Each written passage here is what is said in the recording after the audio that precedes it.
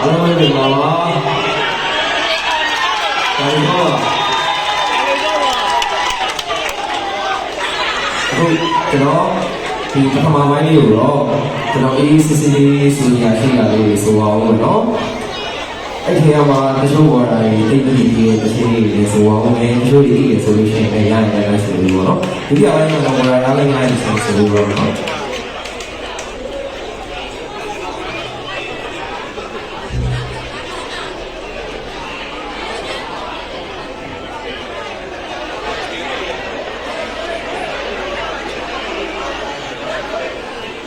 ဘာဆိုတာလဲနေရပါတယ်